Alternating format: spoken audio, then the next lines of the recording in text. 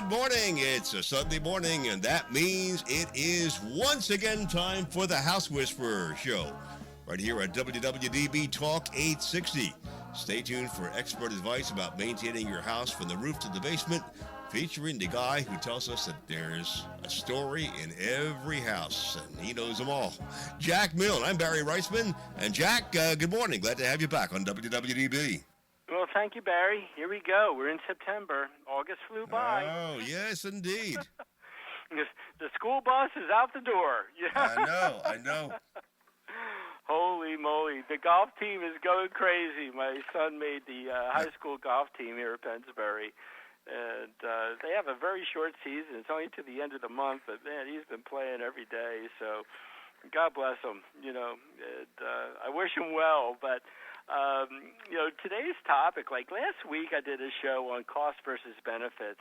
And really, what can you spend versus what you can save, and how will it affect resale? So it's kind of one of those things that I think every home buyer or owner has this dilemma. And so I'm hoping to ease the pain a little bit, and also hoping to give you some food for thought about where best to invest in your home. So I won't have time for, unfortunately, folks, for the email box, but please do me a favor. Don't stop sending them to me. And you can get them to me at thehousewhisperershow@gmail.com. And previous shows are always available at thehousewhisperershow.com. And, of course, the podcast at www.dbam.com. From this point forward to next Sunday, you can hear this week's show. So before I start, of course, I always like to thank my sponsors, because without them I wouldn't be able to chat with you today. And I'm going to go a little bit out of order. I'm going to do Tri-County Inspection Company first. How about that? So, again, we celebrated our 30th year this year. I think it's a great, I don't want to call it a hurdle, but it was great to jump over it. And you can reach out to us at www.tcinspect.com. Look at our backgrounds. I think when you look for a home inspector, you want to find people who live and breathe and sleep the industry, plus offer a narrative report, because you have to use that for negotiating purposes. So we try to be the best in the business, and that is our motto, inspect with the best. So numbers-wise, 215-295-2030. That's in the Bucks and Montgomery County areas. The Lehigh Valley is at 610-346-7880. The Malvern, Delaware County number, 610-296-2004. South Jersey, 856-853-4224. Borough Exterminating, again, Rob Bruno. He serves a lot of different home inspectors in the area, does wonderful work, and very good at treating those kind of odd scenarios where you have a well on site or a creek that runs behind your home. They do it once, they do it right. So they do termite as well as radon testing, and you can reach them at the website at boroughexterminating.com or at 610-586-5640. Pest Blaster out of Hamilton, New Jersey. Radon testing, mold testing, wood-destroying insect evaluations.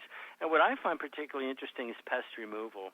And there are times, folks, when I get into an attic and I can see a pair of eyes, just kind of staring at me, scares the bejesus out of me, and I'm like a little girl who runs towards that attic access and wants to get the heck out. But that's a whole trade in its own right. But website for Pest Blaster is literally pestblaster.com. Their number 215-295-5555. Bucksmont Inspections, Rob Bowie, again, had him on the air just 2 weeks ago. So if you have on-site sewage, I'm going to ask that you refer back to that show, and you'll be able to get it in a week or so on thehousewhisperershow.com and listen to what Rob has to say. Great topics, great information, and it's worth every moment. And you can reach out to Rob at bucksmontinspections.com, which is their website, or 215-669-4213. And finally, brainflushgear.com, literally their website and their name. They do have an email if you want to transmit any type of ideas that you may have, and that's at contact@brainflushgear.com. So again, folks, they help me every week. Please let them know that you heard their ad on the House Whisperer Show. So let's get started. Again, today's segment, cost versus benefit. What should I spend to get the most benefit, not only now, but on resale? So I'm going to, last week was kind of simple stuff. This week I'm going to get a little bit more complex. So the first one is a generator. And you're going to say, holy smokes, Jack, generators. Yeah, think about it, okay? They cost anywhere from $8,000 to $12,000 for installation for a full single-family home, depending on size and complexity. And sometimes we're running into homes today, folks, that are 4,000, 5,000, and 6,000 square feet. So the good thing about generators is they come in different, what we call kilowatt sizes. So my office has a 10 kilowatt, my home has a 17 kilowatt. But I compare generators today to air conditioning whole home units from the 1980s. Granted, not everyone can afford, air conditioning at that time. So that's where we had whole house fans, we had window units, but, like everything else, costs tend to drop with time, but efficiency and installation costs will also go down. So the more generators that hit the mainstream, the costs will tend to drop, as well as the installation of these systems. And, there are factors that really have to come to mind. Are you going to, how are you going to provide fuel to the generator? Is it going to be gas or propane? Is your existing gas line from the street have to be increased in size to support the generator? And I'm telling you, this one hits home because in my own house, I went from oil to gas, and folks, I use gas so much that to update my half-inch line to a 1-inch line from the street to my home about 50 feet was well over $2,000. So instead, I went to 2 100-gallon propane bottles, which will run my home completely for 10 days without interruption. Maybe, someday I'll switch back to gas, and all I have to do is change the orifice in the generator. But if you live off the beaten path, and you have on-site sewage, and you have a well, and your sole dependency to run your home is the electric grid, I'm going to ask that you look into a generator.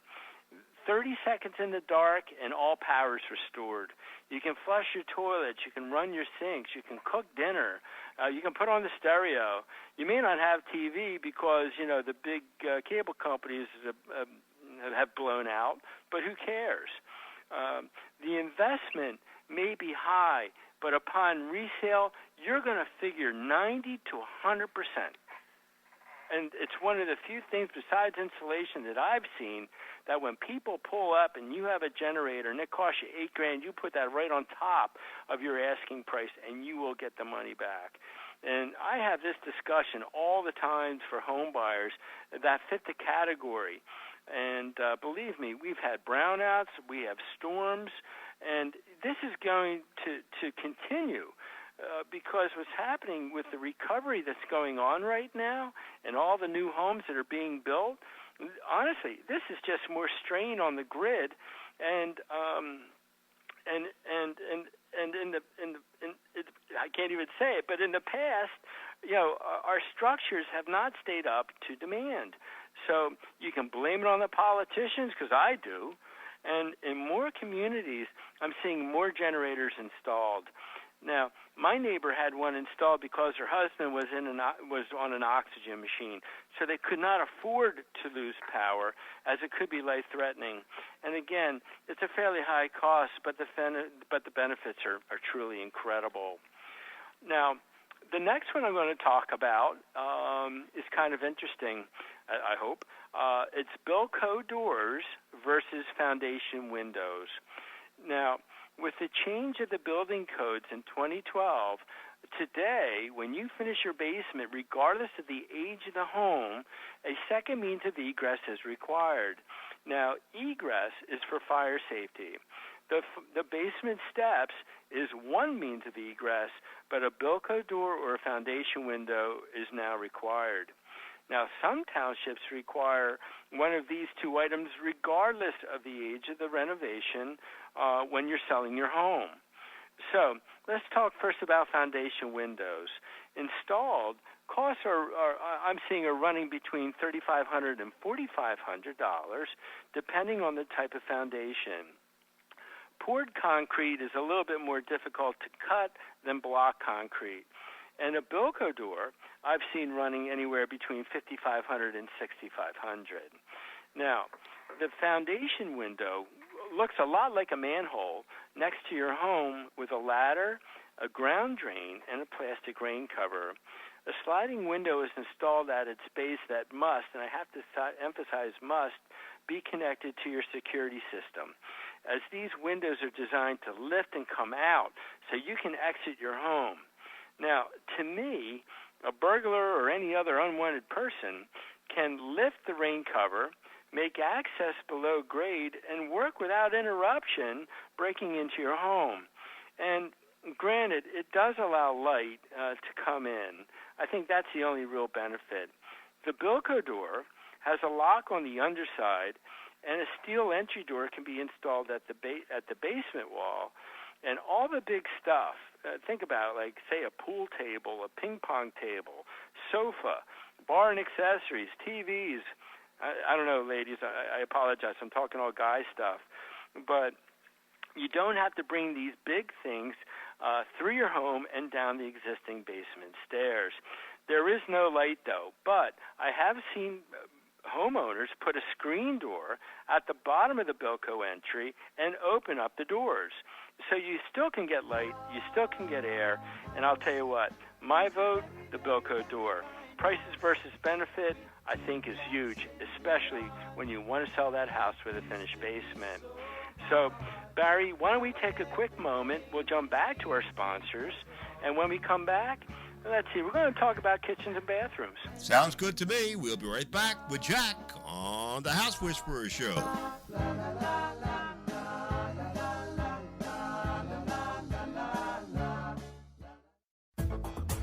Boro Exterminating has been specializing in wood-destroying insect inspection and control for over 40 years, serving Philadelphia and the surrounding counties. All inspectors are state certified and ensure providing their clients with professional inspections and treatments. Boro not only performs conventional termite treatments, but also handles special services like historic buildings and homes with wells, creeks, or ponds. The client is assured that all treatments will be performed safely when you hire Boro to do the work. They also provide radon testing in their service area. Boro's full-time office staff is available to help you schedule an appointment. Just call 610-586-5640 or send an email request to boroinspects@verizon.net. That's 610-586-5640 or email at boroinspects@verizon.net. Specially created t-shirts by BrainFlushGear.com offer the extreme sports enthusiast an opportunity to have a clothing line available that suits their sport. BrainFlushGear.com understands that when we get the moment where we can jump on our motorcycles, wave runners, surfboards, snowmobiles, or skateboards, it can be priceless. They offer custom artwork including silk screening, transfers, and embroidery. Speak to one of their consultants today and they'll help you create your own Brain Flush. Visit BrainFlushGear.com or email them at contact@BrainFlushGear.com. For your septic inspection and testing needs, please consider Bucksmont Inspections. They've been serving the Bucks and Montgomery County areas for over 15 years. As members of the Pennsylvania Septic Management Association, the Pennsylvania Association of Sewage Enforcement Officers, and the Pennsylvania Association for Professional Soil Scientists, Bucksmont Inspections can inspect your existing septic system or test for your new septic system placement. Please call Rob Bowie at 215-669-4213 and say you heard their ad on the House Whisperer Show. Tri-County Inspection Company has been providing professional home inspections, commercial inspections, and historic property evaluations for over 30 years. For all of your real estate transactions, call Tri-County Inspections at 215-295-2030. For their New Jersey clientele, call 856-853-4224. Tri-County Inspection Company covers 13 counties, serving both New Jersey and Pennsylvania. They have performed inspections for over 70,000 clients and are members of the American Society of Home Inspectors, as well as the Pennsylvania Home Inspectors Coalition. They are licensed in both Philadelphia and New Jersey. Call 215-295-2030 or 856-853-4224. As the temperatures gradually rise, so do the odds of all those filthy and unwanted critters invading your home, like rodents, roaches, termites, and flies. Oh my!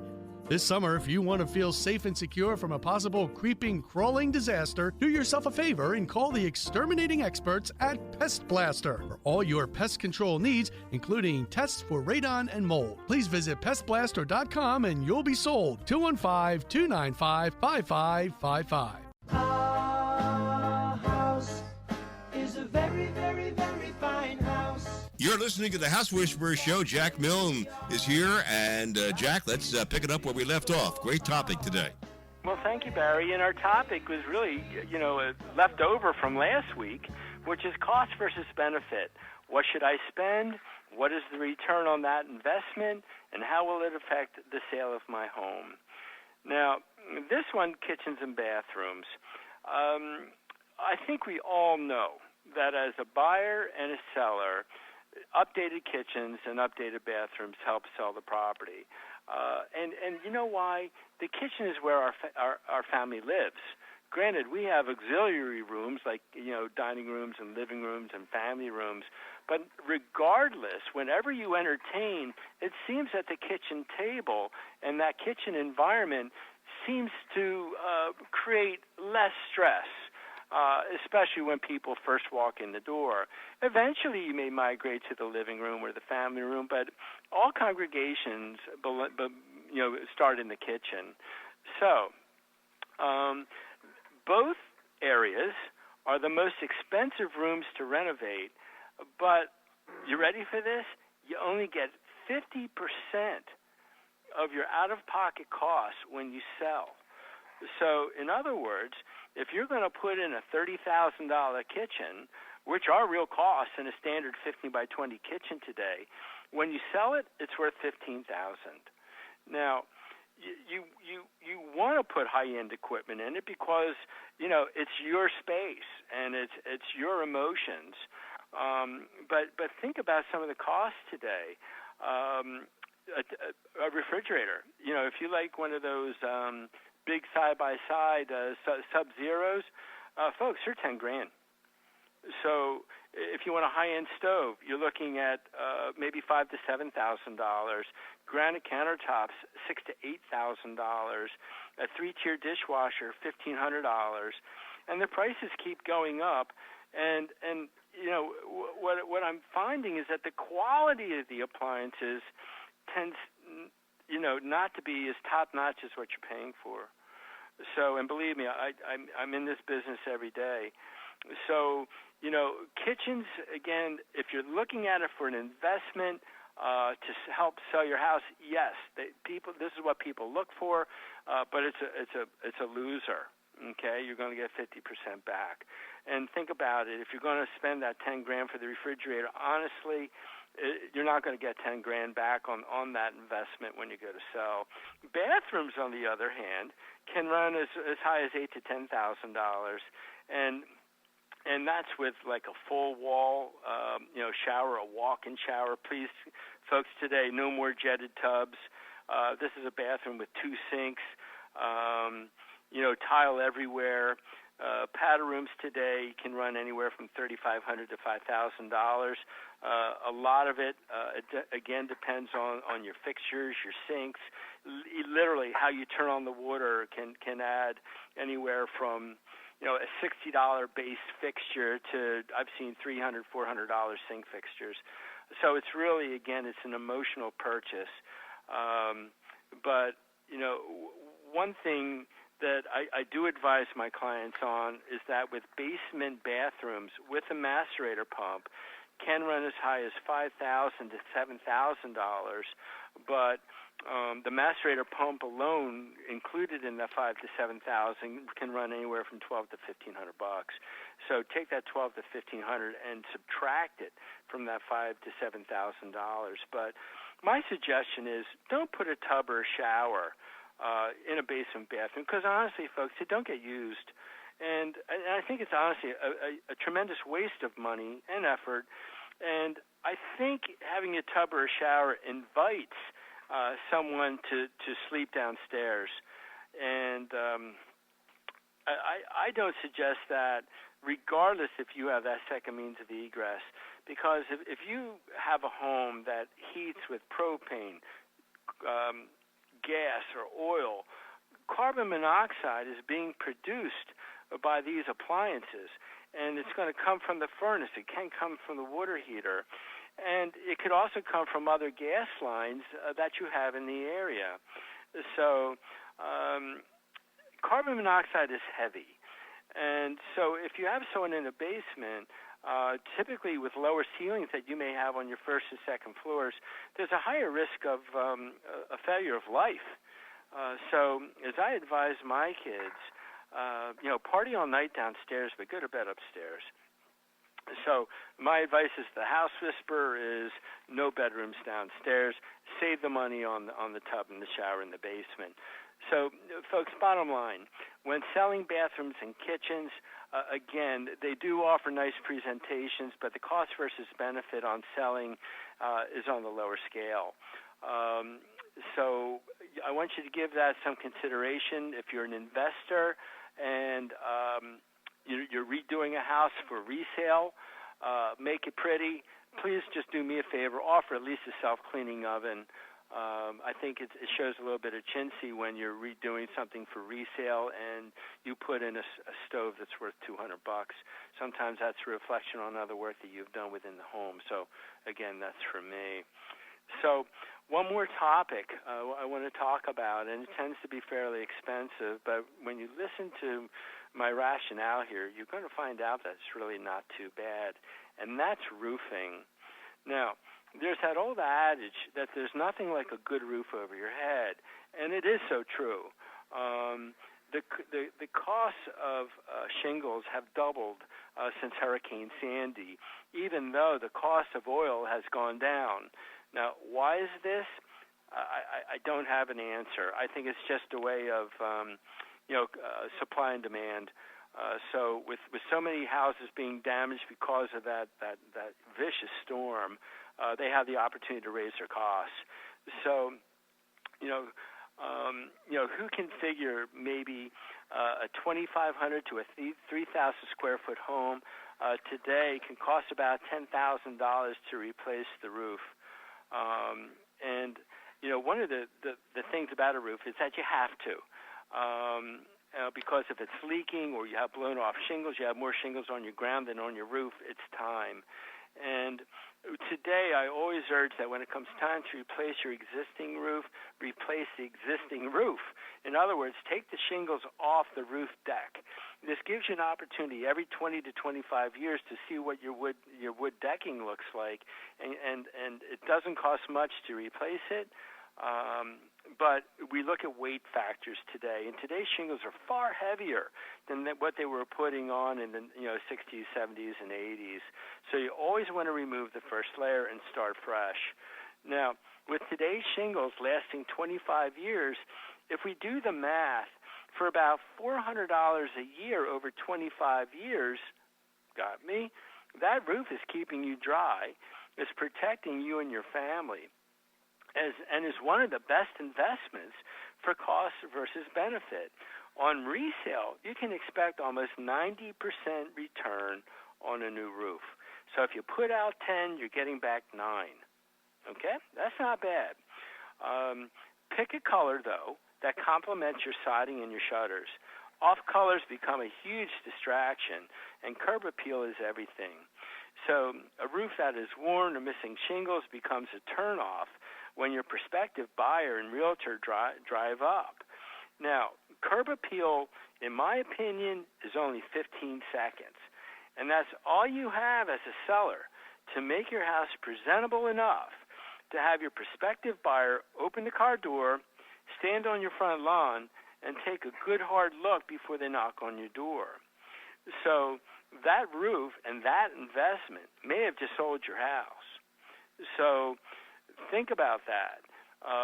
And yes, sometimes you have to put money up to get money back, but I can't emphasize enough curb appeal.